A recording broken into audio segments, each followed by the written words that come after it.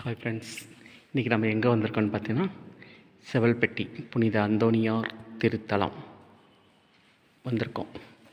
இதான் நம்ம பாதுகாவலர் புனித அந்தோணியார். கேட்ட வரங்களை தட்டாமல் தந்து கொண்டிருப்பார் புனித அந்தோணியார்.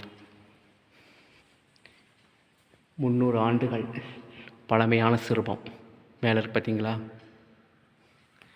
வீடியோவை காமிக்கிறேன்.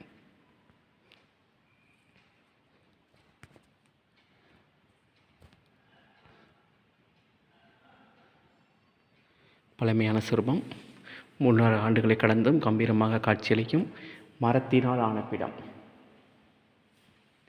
புனித செபஸ்தியார்,